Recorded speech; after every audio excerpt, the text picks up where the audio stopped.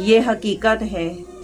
जो औलाद बचपन में जितनी अजीज़ होती है ना, जो बच्चा अच्छा लगता है ना, अक्सर बड़ा हो के उसी की वजह से हम तकलीफ़ें उठाते हैं।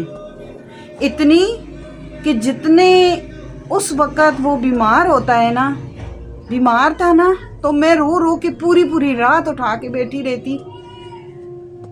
मेरे सर पर बच्चे, मैं अकेली, मियाँ भी नहीं, कोई अपना नहीं, कोई बहन भाई नहीं, पूरी पूरी रात बैठी रहती थी, उसके लिए रोती थी, नफल पढ़ती थी उठ के कि या अल्लाह इसे ज़िंदगी दे दे। मैं रोती थी मेरे बच्चे को कुछ ना हो।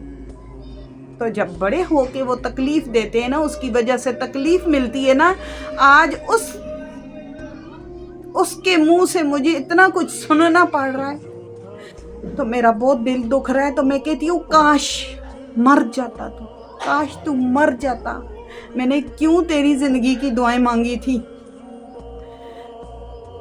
डॉक्टर ने कहा आधा घंटा अगर आप लेट हो जाते तो ये मर जाता, ख़त्म हो जाता, इसका पानी ख़त्म हो गया था।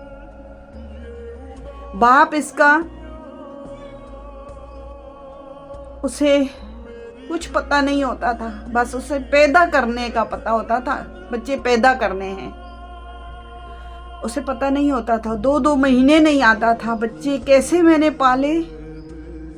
आज वो औलाद जिनकी वजह से मैंने इतने कुछ दुख देखे, इतना कुछ सहा है, जिनकी वजह से ये दूसरा शख्स भी अपनाया है कि जो मेरे बच्चे कबूल करेगा, उसके मुंह से सुनना पड़ रहा है कि अब अपनी मर्जी कर लिए, अपनी पसंद का कर लिया है तो अब खुश रहो। खुदा से डर, वो वक्त तुम पे भी आने वाला है और अल्लाह लाएगा। अब तुम क्या चाहती हो, ऐसे ऐसे इसके अल्फाज है ना, तो मैं कहती हूँ काश तू मर गया होता ये कहने से पहले, या मैं मर जाती ये सुनने से पहले। इन्होंने सब कुछ करवा के, माँ भारी हो गई थी इन पे, इन्होंने सब कुछ करवा के मुकर गए कि माँ भाग गई। क्या ऐसी औलाद को माफ़ करना चाहिए? क्या उनकी इज्जत है, ख़ानदान में इज्जत बनी रहे? लाख दी लानत है ऐसी औलाद पे। खुदा ऐसी औलाद किसी दुश्मन को भी ना दे। मैं आप लोगों को सबूत दिखाती हूँ कि इन औलाद का कहना है कि कोई माँ बच्चे छोड़कर, 5 बच्चे छोड़कर निकाह नहीं करती। मैं आपको 5 बच्चों के नाम दिखाती हूँ और 2 बड़े बेटों के सैन हुए हुए हैं, गवाह के तौर पे वो मौजूद थे। ये है मेरा निकाहनामा। खुदा ऐसी औलाद किसी को भी ना दे। ये मेरे 5 बेटे, ये मेरे 5 बेटों के नाम हैं। मैंने कहा मेरे लिए मेरी औलाद दौलत है, मैंने कुछ नहीं लिखवाया।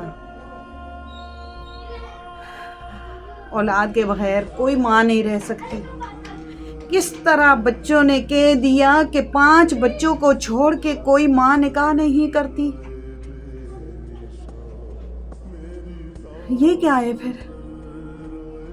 अल्लाह पूछेगा, अल्लाह पूछेगा। आप कहते हैं कि सब्र करो, जैसे भी है सब्र करो, बर्दाश्त करो। अल्हम्दुलिल्लाह अल्लाह पाक ने सब्र तो दिया है। माँ हूँ ना, माँ हमेशा औलाद के आगे चुप हो जाती है, और माँ बद्दुआ ना भी देना तो सब्र लगेगा। मैं तड़पती हूँ औलाद के लिए, वो लगेगा। अल्लाह पूछेगा तुम लोगों को, और मैं एक एक सबूत दिखाऊंगी। अब एक एक, मैं कहती थी ना कि मुझे मजबूर ना करो, मेरा कसूर बताओ। मुझे कुछ भी नहीं चाहिए था, मुझे कुछ भी नहीं चाहिए था। अगर माँ को ज़रूरत हो ना पैसों की, तो वो तुम लोगों की शादियाँ ना करे, वो पैसा ही इकट्ठा कर ले, वो कभी शादी ना करे औलाद की। मैंने लोगों के काम करके तुम लोगों को मोटरसाइकिल लेके दिए, मेरे बच्चे खुश, मैं खुश। मैं औलाद की हर खुशी पूरी की। वो नहीं भी करता था, नहीं भी होता था, अकेला छोड़ के चला जाता था।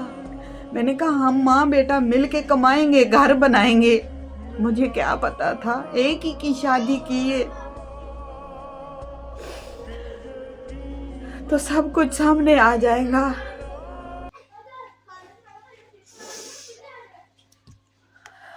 बहुत सब्र तो है, लेकिन इंसान है ना, अपने जो किए ना गलतियां, कि मैं कुछ पागलों की तरह औलाद के पीछे रोती थी। जो गलतियां की है ना उनको एम समझ के उनके पीछे चल के, माँ माँ ऐसा कर लो, माँ ऐसा कर लो। माँ इतनी पागल होती है, औलाद जिस तरह कहती रहती है ना, माँ करती रहती है, माँ करती रहती है। फिर वो औलाद उठ उठ के कहती है ना, माँ पागल है। वाक्या मैं कहती हूँ ना, माँ पागल होती है, माँ वाक्या पागल होती है। अगर माँ पागल ना हो ना औलाद के पीछे, तो कभी उनकी बात ना माने, उनका कहना ना माने, उनको निकाह नामे में नाम ना लिखवाती, उनको कबूल ना करवाती। काश कि मैं अपनी पसंद का करती। मैं भी इंसान थी, पहले भी कुर्बानी का बकरा बनी। मैंने 25 साल मैंने दुख देखे, 25 साल मैंने ज़्यादतियाँ बर्दाश्त की, मैंने मारे खाई, मैंने जुल्म बर्दाश्त किए, मुझे अज़ियतें मिली। दूसरा किया है तो मैंने कहा मैं बच्चों के बगैर नहीं रह सकती। मेरा तो सौदा कर रहे थे, मुझे तो बेच रही थी। मेरे अल्लाह पाक की करनी थी कि मेरे अल्लाह पाक ने मुझे उनसे दूर कर दिया, निकाल दिया। लेकिन मैं औलाद को मिलना चाहती हूँ। आज 10 साल हो गए, आज 10 साल हो गए, तो अब नहीं, इन्होंने मुझे ये सब कुछ करने पे मजबूर कर दिया है। अब मैं कहती हूँ मैं मर भी जाऊँ ना तो इनको इजाज़त नहीं देना।